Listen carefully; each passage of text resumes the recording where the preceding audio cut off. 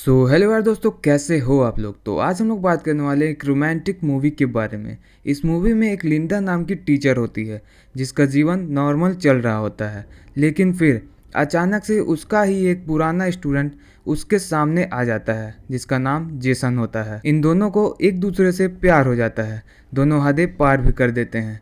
और आगे इन दोनों के साथ क्या क्या होता है, इनका प्यार सफल होता है या नहीं, इस मूवी में देखेंगे।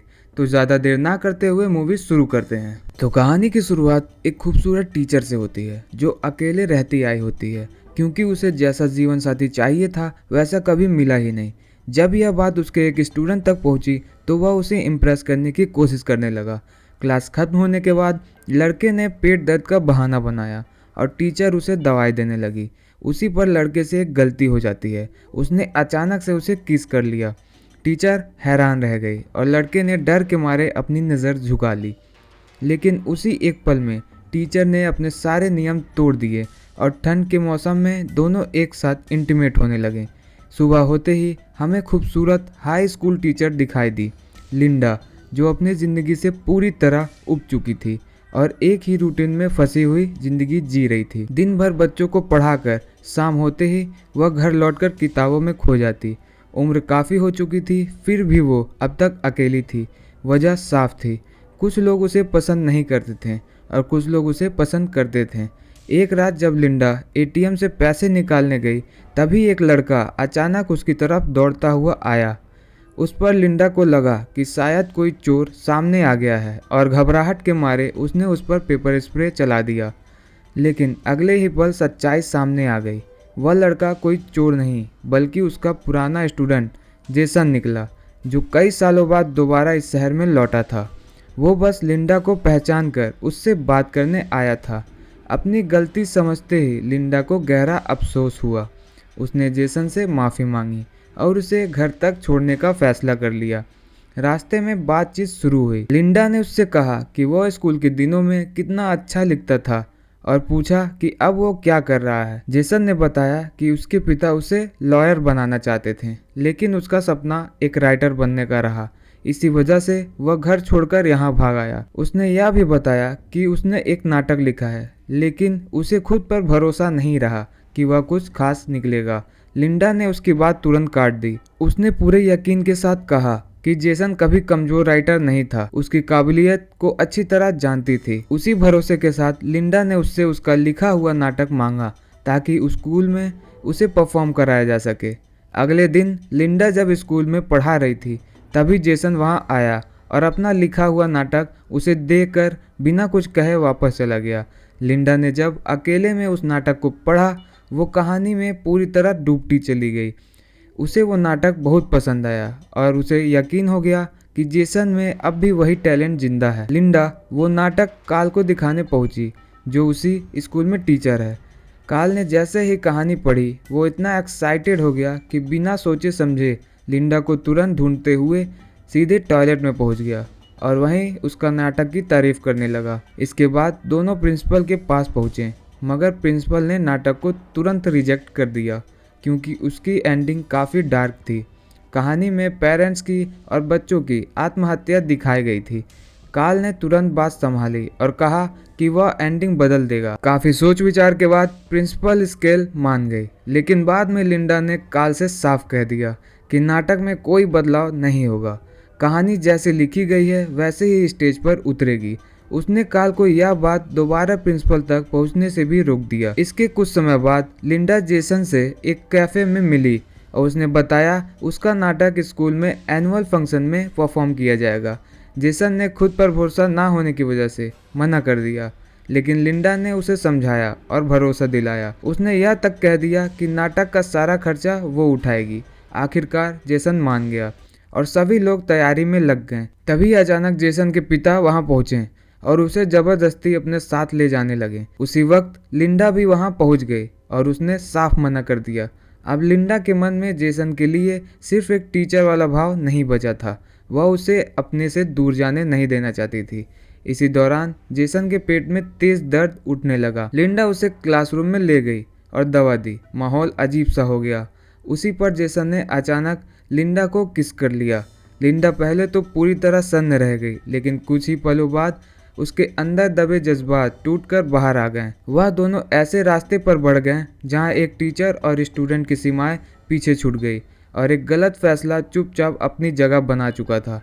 अगले दिन लिंडा के मन में गहरी बेचैनी उतर आई थी। उसे समझ आ चुका था कि जेसन के साथ उसने वो कर लिया था जो एक टीचर को कभी नहीं करना चाहिए था।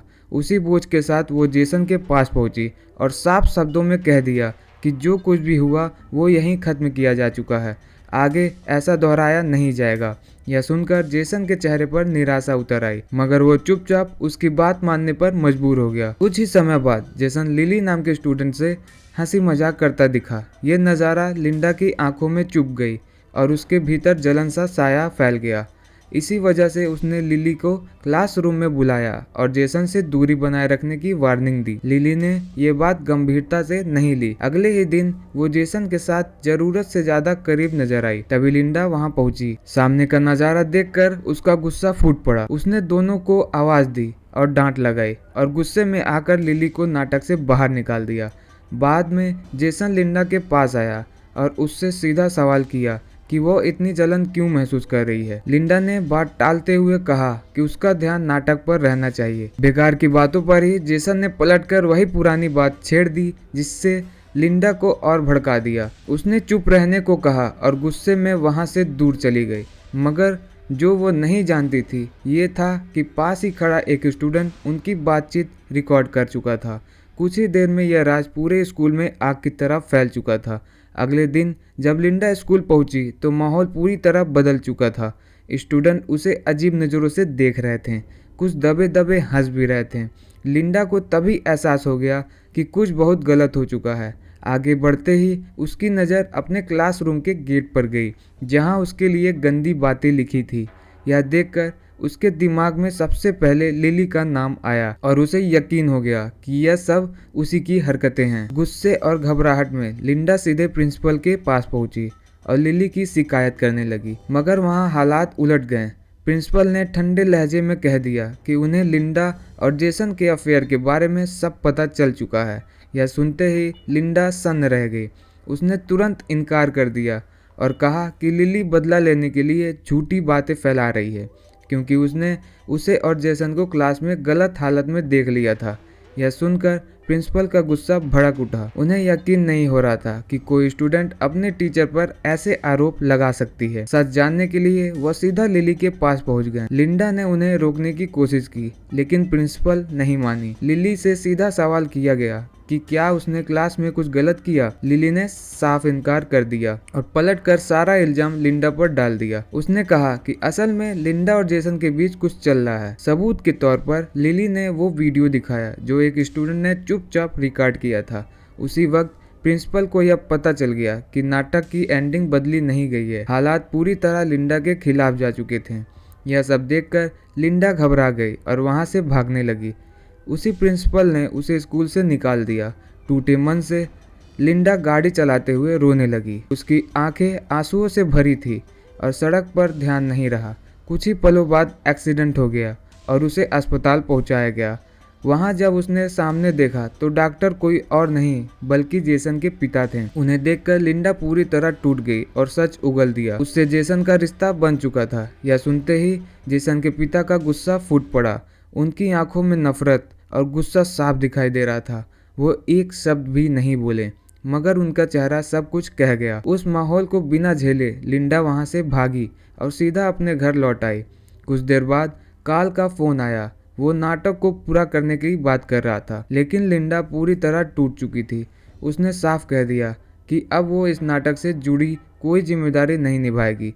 इतना कहकर उसने फोन काट दिया। अगले दिन प्रिंसिपल खुद लिंडा के घर पहुंची। उसने बताया कि कार्ल को हार्ट अटैक आया है और उसे हॉस्पिटल में भर्ती कराया गया है। प्रिंसिपल ने यह भी बताया कि नाटक की 18,000 टिकटें पहले ही बिक चुकी हैं। अगर अब नाटक नहीं हुआ तो स्कूल की हालत बहुत खराब हो जाएगी।